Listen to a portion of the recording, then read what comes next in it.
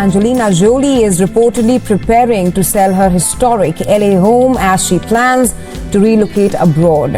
According to a report from People magazine, the move is said to be planned for when her youngest children turn 18, signaling a new chapter for the actress and humanitarian. Imagine being one of Hollywood's most iconic beauties, turning 50 and still looking like you could steal the spotlight from anyone without that telltale frozen Botox stare. That's Angelina Jolie for you. But here's the secret sauce. She's super conservative with her Botox game, keeping it subtle so her face stays expressive and real. Stick around as we dive deep into how Angie pulls off ageless grace in a town obsessed with perfection. You won't believe what her insiders are spilling. Hit that like button if you're team natural glow. Beauty rebels and Hollywood history buffs. Today, we're peeling back the layers on a woman who's not just survived the cutthroat world of showbiz, but redefined it. Angelina Jolie. At 50 years young, born on June 4th, 1975 in Los Angeles, to the legendary Jon Voight and actress Marceline Bertrand, she's a mother of 6, a humanitarian powerhouse, and an Oscar-winning actress whose face has launched 1,000 magazine covers. But in an industry where aging is often treated like a 4-letter word, Angelina's approach to beauty is refreshingly conservative. Yes, you heard that right. Recent buzz from insiders reveals she's no stranger to Botox, but she wields it like a scalpel, not a sledgehammer, ensuring her iconic features, those full lips, sharp cheekbones, and piercing eyes, never freeze into that unnatural mannequin-like mask we've seen on too many A-listers. So why does this matter? Because in a culture screaming for eternal youth, Angelina's story is a masterclass in balance, embracing science without losing your soul. Over the next hour, we'll explore her journey from wild child to wise icon, the science behind her subtle tweaks, and what it all means for us mere mortals chasing that glow up. Grab your coffee, settle in, and let's get into it. Angelina's beauty has always been a weapon and a wonder. From her breakout role in Hackers at 20, where she rocked leather and attitude, to her sultry turn as Lara Croft in Tomb Raider, her look was equal ¿A qué le tiene miedo en este momento como artista y como americana? Oh.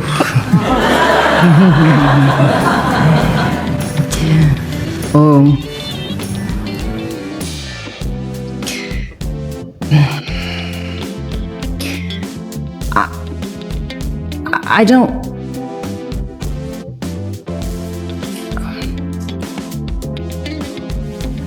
It's obviously a very difficult question.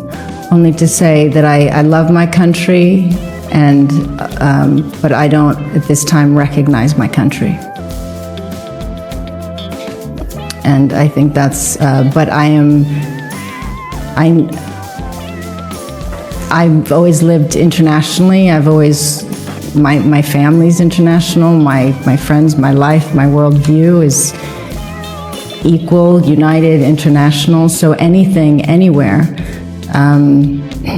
that divides or,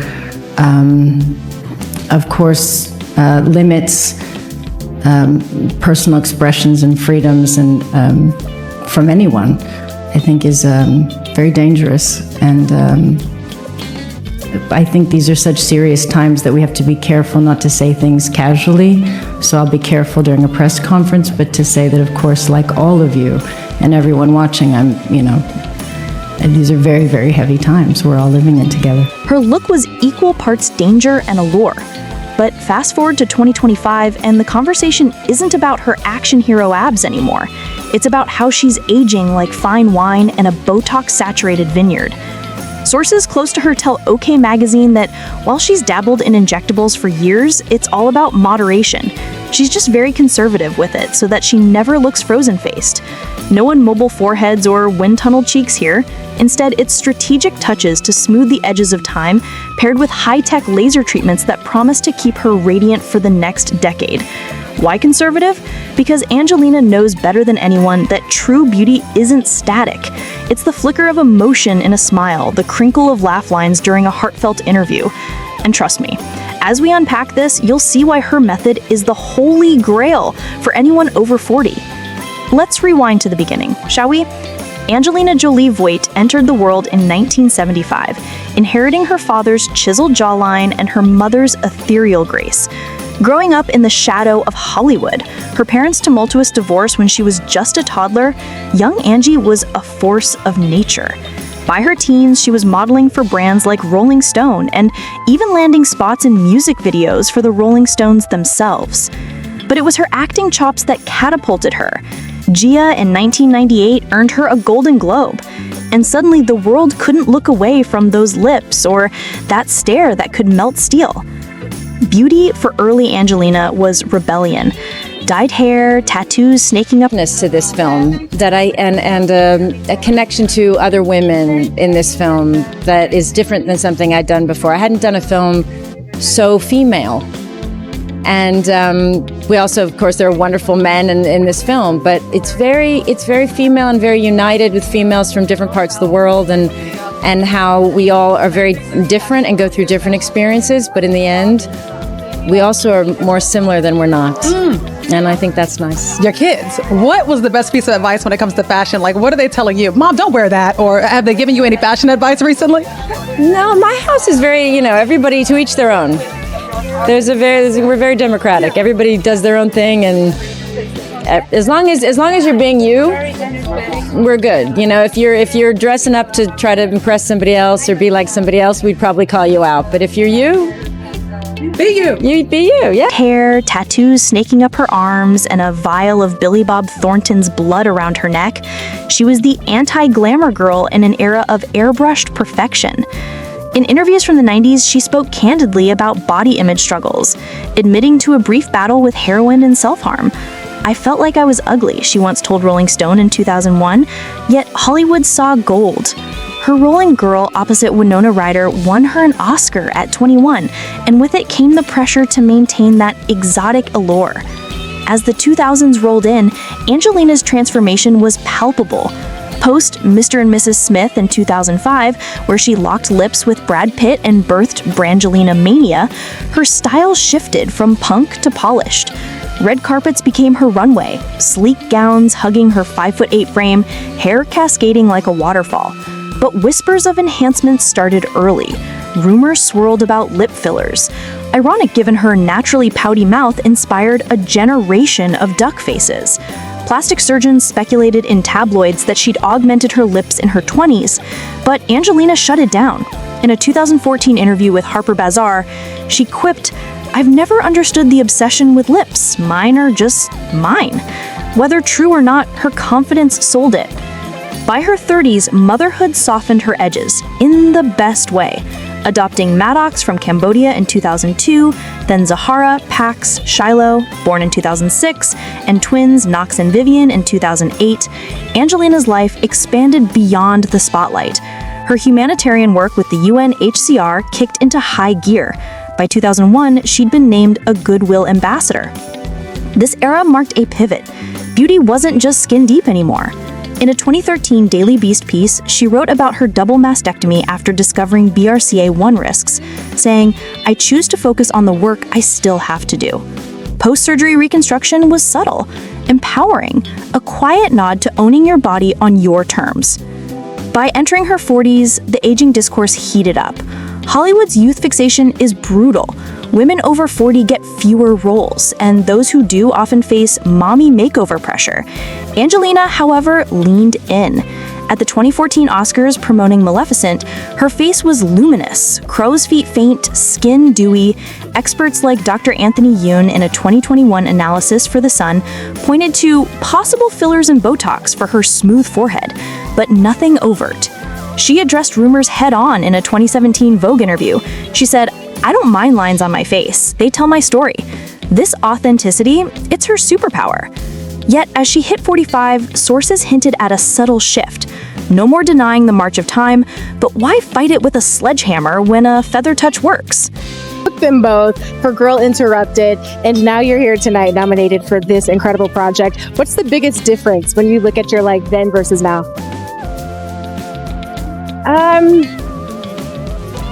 It's 25 years. I mean, a lifetime of difference. So just happy to be here, and now I'm here with my daughter, and So I'm here as a mom. That's different. Yeah. And when I watched this, I was so pleasantly surprised to discover that you took on the challenge of singing yourself. It was brilliant. Talk to me a little bit about how you felt going into that and how proud you are of yourself for executing it so flawlessly. Oh, well, thank you very much. I had so much respect for this woman. It's the first time I played a real artist. And so I just didn't want to fail. I didn't want to fail her and her music and the people that love her music. So I don't know. I haven't given time to think about myself as much as I just feel relief that I somehow, I didn't completely fail this extraordinary woman. Completely fail? Absolutely not. That's a hard stop, Angelina. You absolutely excelled. We're so excited for you. Wishing you the best of luck tonight. Congratulations. Hammer when a feather touch works. Before we get to Angelina's playbook, let's break down the beast, Botox. Short for botulinum toxin, it's not some witch's brew. It's a purified protein derived from bacteria that temporarily paralyzes muscles to smooth wrinkles. FDA approved in 2002 for frown lines. It's exploded into a $4 billion industry by 2025. Injected in tiny doses, it blocks nerve signals, relaxing those pesky glabellar lines, the 11s between your brows. Results? Visible in 3 to 7 days, lasting 3 to 6 months. But overdo it and boom, frozen face. Think Nicole Kidman 2010s, brows arched eternally, smiles strained. Instead, it's strategic touches to smooth the edges of time, paired with high-tech laser facials that promise to keep her radiant for the next decade. Why conservative? Because Angelina knows better than anyone that true beauty isn't static.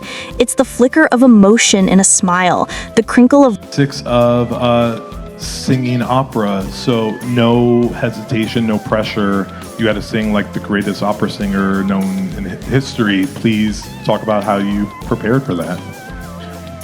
Oh, it was, there's something about, when you're scared of something, that it's almost like the more of a jump, the more frightening. It almost gives you bravery because it's so beyond your comfort zone. You can't even think about it.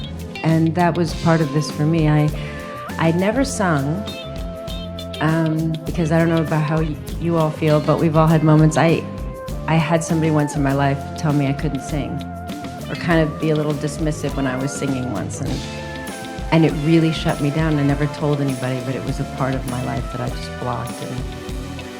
And then when Pablo asked me to do this, and asked me if I could sing, I lied. Acting 101. Acting 101. Can you ride a horse? Yes. And I said, obviously nobody can sing like Maria. No one. So I'll do my best. I'll give you everything I got, but I'm honestly not sure how well I can do this, but I'll do my best. And then I went to class for 7 months and had this amazing opportunity to find my voice, which I recommend everybody do as the best therapy you can possibly do. Just somebody helping you, like, let it all out and be loud and open and discover yourself. Palm Springs offers opera classes, right? We have that available here at the festival. I'll just jump in real quick. There's some opera. Yeah, we can do it. There's some opera. You're a multifaceted artist, actress, director, producer, writer, no brag. Even now, we see women struggling to make their mark in fields in directing and cinematography. What shifts are you noticing today? Especially coming after watching Maria Callas, who really fought the spotlight of what her legacy meant. Where do you see women's roles in Hollywood really going? Well, I think maybe it's important not to isolate it to Hollywood, right? I think it's all kind of the same. It's just how we all live together, men and women, and communicate, and of course, within storytelling or art, it's important to hear from everybody, from every part of the globe, every type of person. It's essential, or else we're not really We're not really understanding each other. We're not really communicating, or if we're not doing that. So, there are gains and there are losses. There are places like Afghanistan today where the windows are closing and they can't sing or dance, or, and then there are places where there's extraordinary art and something extraordinary a woman was able to do and connect. So I suppose it's just ongoing, and we just have to try to listen and be there for each other when there is work, and support and listen. One of my favorite moments in the movie is just playing cards at a table. This, I think everyone's heard the saying before, friends are the family you choose. And it really is this profound moment, and improvise. I believe Pablo says that he wants to just throw this card game together real quick. Can you talk about filming that scene? Yeah, it was actually the one, I give this to Pablo because we had shot another scene similar, and I was quite happy with it. And where we're outside, and she says something similar to them, and they're going for a walk, and she says thank you for their life together. And he said, I think we should try this differently, and I was kind of resistant. I felt like I didn't understand, but I'm happy he pushed me and jumped and said, just be together and look at each other and say what you feel, and they're such amazing actors, so it was really just great people who were as kind to me as they were to Maria. So it came out very organically, but I think that's a great director, right? Finding that you have something, but you feel you can do better, and then you push and you make the space for little moments like that may not seem significant on the day shooting, but they're everything in our lives, right? It's only those moments that we really are transformed and remember, that mean everything. I want to talk about that final scene that you shot. Been subtitled, and I put a subtitle to it. I call it veins. Like, it's just everything that you are. I describe it as anything you're ever going to do as an actor. Like, you're giving it to the world. You say, "This is all I got," and it's really pouring your heart out in a way that I've never seen you do before. We don't get to see many actors ever do in their careers. Can you talk about how many times you shot that and what you felt afterward when it was all over?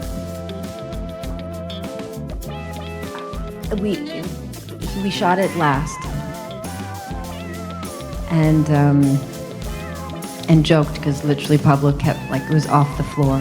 The end was him helping me get up off the floor, and I'm so happy because I'd spent so much time. When you play a real person, you really think about their real life and their real death, and how she was feeling at those times, and so alone and so attacked by the public and so attacked by her family, and so she didn't feel she had any value as a person away from being Maria Callas, and this lonely human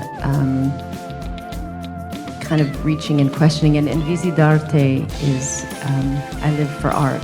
That's what it means. And the translation of a lot of what she's saying is kind of, God, why did you do this to me?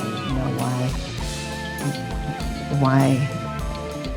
And her voice, her life. So, I thought about everything. Acting gives you this amazing opportunity to do what a lot of people don't get to do, and just sit with all their feelings, being supported, and all of their feelings of the loss of my mother, my fear of death, my thoughts of my children without me, and if they're gonna, my questioning existence, and so, everything that haunts you and you sit with, right? That we often spend most of our days just trying to put somewhere so we can keep going. And just for somebody to say, and that kind of music is very transformative. Go home, put it loud, sit with it, right? It's just,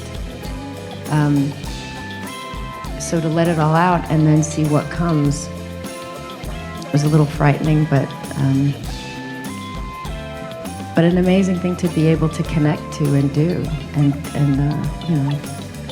what was also, well, technically, I realized you can't sing and cry at the same time, which I did not know.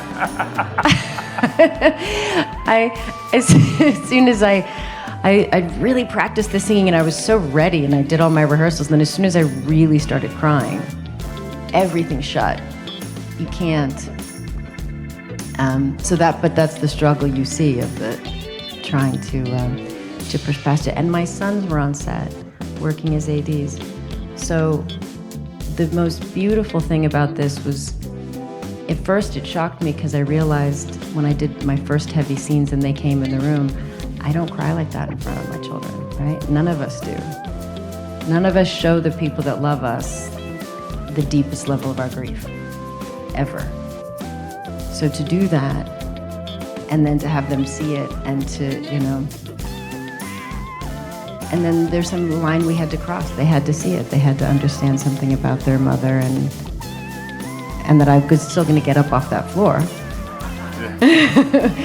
but that, I'm human, extremely, extremely human, carry a lot of pain, but so happy to stand up and hug them and let them know that they make it all better. So, yeah, being human, right? It does. It's crazy, imperfect thing we do. It's so beautiful and so relatable. Also, I'm listening right now. I'm like, you feel that sense of dread too? Like I feel that. I feel like I feel it all the time. And you often feel like you're the only one, and then Angelina Jolie feels it too. You're like, okay, it's fine. I'm all right. We're okay. It's tough time. It's tough times in so many different ways for so many people, right? It's so nice to be together. It's nice, this community you all have here. It's so important to have community. It's everything. Speaking of community and advocacy, you have been a passionate advocate for humanitarian causes. One of the greatest things is through your foundation, you support girls' education and building schools in Afghanistan. So I want to ask you, why is focusing on women's empowerment so vital to you, and how does it shape your career choices personally? Well, all people, right? Mothers, fathers, children, boys, girls, right? It's just everybody. We need to focus often on women because of the imbalance of what is happening in the world. But I believe it's very important to support the whole community as you do, right? Not to isolate. So there are many amazing Afghan fathers, for example, who've risked their lives to get their little girls to school. As much as there are those who are aggressive and part of the but yeah, I feel like I never do enough. I feel very much like I'm happy to be very honest. I feel like I've been unable to do as much as I would have liked to have done in this last decade because I've had to work on my own health and my own family, and kind of get back on my feet in a way. But I feel that there is there's a lot we have to do. It's kind of beyond being able to explain it. But I think the most important thing now, I'm focusing a lot on local leadership more than anything, more than international organizations, if I could say this. I think it's really,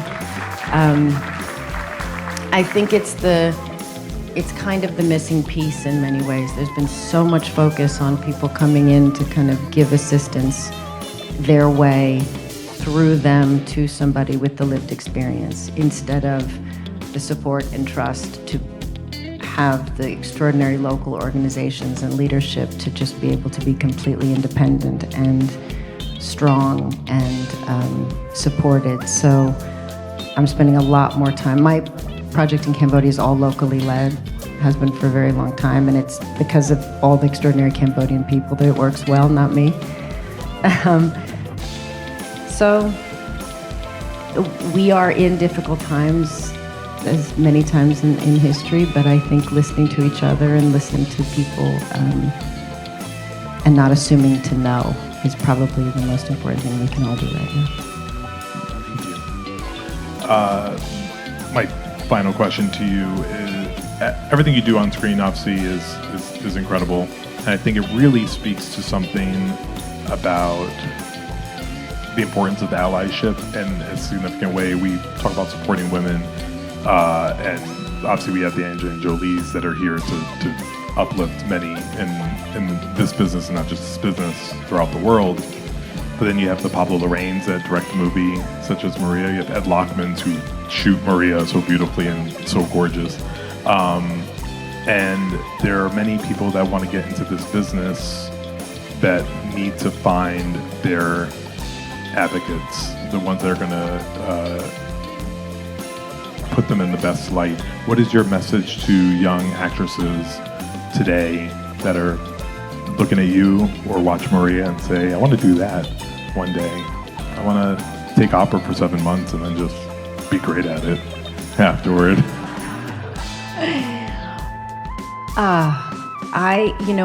When I meet young artists who ask me advice, I often stress that it's really important to live a very full life. There's a lot of focus on just having a career or having but if you love it, if you love theater, if you love it, you can do readings at home in your pajamas. You don't have to get that job, right? Find the way to always just live as an artist, be around other artists, but also live a very full life. So it is not, this is a very, sometimes not a healthy business. It's not the easiest place, and it's not where you should give everything of your, live a full life. And then whatever that life teaches you, communicate it through your art, right? But you have to live the life, and you have to commit to the life, because like Maria, she had everything but the life off the stage. The life off the stage is real life. So I think that's important, just to develop a whole self and connect with other artists and try to live a life that's open to other people. And I don't know, that's my advice, but I don't know if that's useful advice, but that's very useful. As we end our time here, I just had just this random thought. Did you win that card game since it was improvised on set? Do you remember if you won? I don't. No. I don't. I could have lied there, but I'm not a very good liar. I really don't know. Bringing it back to Women in Motion, bringing it back to Maria. You have Angelina Jolie in motion, and it's really great to see you just continuing to just be incredible at this. And I think that standing ovation was very telling of what people think. The crinkle of laugh lines during a heartfelt interview. And trust me, as we unpack this, you'll see why her method is the holy grail for anyone over 40. Let's rewind to the beginning, shall we? Angelina Jolie Voigt entered the world in 1975, inheriting her father's chiseled jawline and her mother's ethereal grace. Growing up in the shadow of Hollywood, her parents' tumultuous divorce when she was just a toddler, young Angie was a force of nature. By her teens, she was modeling for brands like Rolling Stone and even landing spots in music videos for the Rolling Stones themselves. But it was her acting chops that catapulted her. Gia in 1998 earned her a Golden Globe, and suddenly the world couldn't look away from those lips or that stare that could melt steel. Beauty for early Angelina was rebellion. Dyed hair, tattoos snaking up her arms, and a vial of Billy Bob Thornton's blood around her neck. She was the anti-glamour girl in an era of airbrushed perfection. In interviews from the 90s, she spoke candidly about body image struggles, admitting to a brief battle with heroin and self-harm. "I felt like I was ugly," she once told Rolling Stone in 2001, yet Hollywood saw gold. Her Rolling Girl interrupted opposite Winona Ryder won her an Oscar at 21, and with it came the pressure to maintain that exotic allure. As the 2000s rolled in, Angelina's transformation was palpable. Post Mr. and Mrs. Smith in 2005, where she locked lips with Brad Pitt and birthed the Brangelina mania, her style shifted from punk to polished. Red carpets became her runway, sleek gowns hugging her 5'8" frame, hair cascading like a waterfall. But whispers of enhancement started early. Rumors swirled about lip fillers. Ironic given her naturally pouty mouth inspired a generation of duck faces. Plastic surgeons speculated in tabloids that she'd augmented her lips in her 20s, but Angelina shut it down. In a 2014 interview with Harper Bazaar, she quipped, "I've never understood the obsession with lips. Mine are just mine." Whether true or not, her confidence sold it. By her 30s, motherhood softened her edges in the best way, adopting Maddox from Cambodia in 2002, then Zahara, Pax, Shiloh, born in 2006, and twins Knox and Vivian in 2008, Angelina's life expanded beyond the spotlight. Her humanitarian work with the UNHCR kicked into high gear. By 2001, she'd been named a Goodwill Ambassador. This era marked a pivot. Beauty wasn't just skin deep anymore. In a 2013 Daily Beast piece, she wrote about her double mastectomy after discovering BRCA1 risks, saying, "I choose to focus on the work I still have to do." Post-surgery reconstruction was subtle, empowering, a quiet nod to owning your body on your terms. Entering her 40s, the aging discourse heated up. Hollywood's youth fixation is brutal. Women over Friends, it's a nice life. Angelina Jolie now sharing why she doesn't really have close friends these days, aside from her 6 children. Well, there's a lot I won't say in this room. But Angelina, seen here at the Venice Film Festival Thursday, whether it's the sets or the action or the hair, the thing, you get all that team of people and the directors, that person at the head that's like running a family, you know, that really is very good at bringing good people together and listening to them and working together, then I feel very relaxed to do my part and just enjoy and stretch out in my, you know, and the more challenging directors, you find that you ended up having to worry about a lot of the other parts. And you're not as free, and you're not as, the family's not as strong. You know, that's what I think. Did you have it in your mind at this earliest stage to be a director, or did that come later? That came much later, I think. I don't know what year it is. I never thought, I mean, in a way it's not a sad thing, but it's, I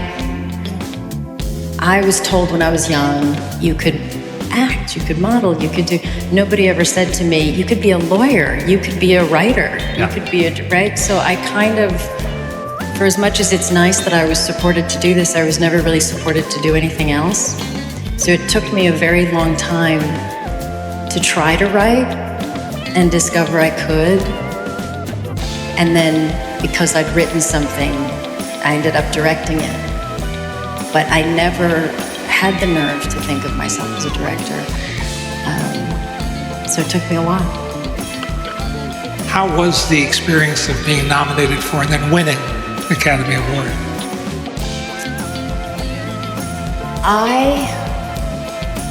I'm trying to think of how much I'm going to share right now.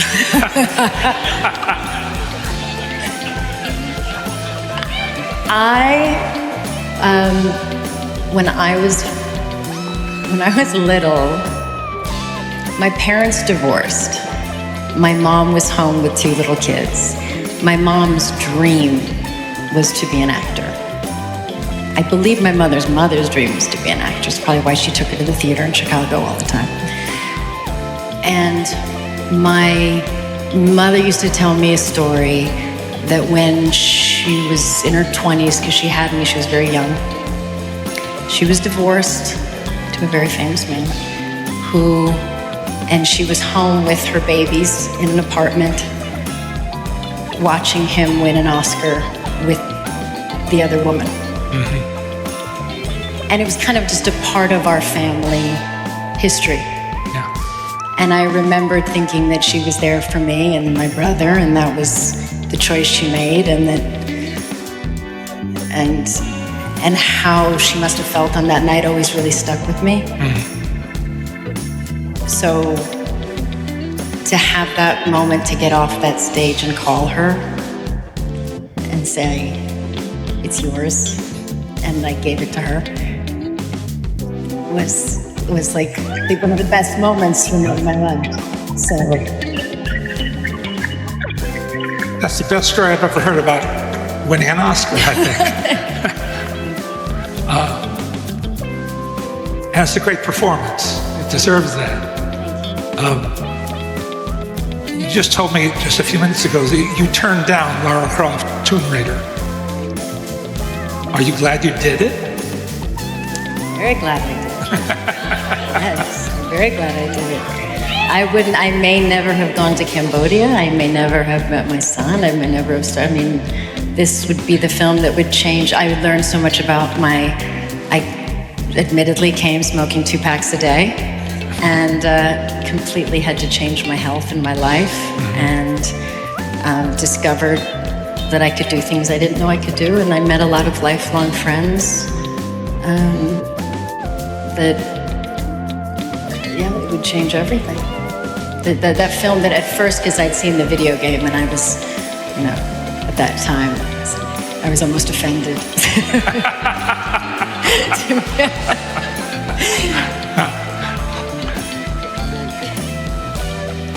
But you said yes. But I said yes because I wanted to travel the world, and I did get to train with the British military, and I did have a big adventure, and I loved it in the end. And it made you sort of a bankable star. And then it did that, yeah. Let's revisit Lara Croft right now, and then a scene from guy right there. Then a scene from The Good Shepherd. It's a great mix.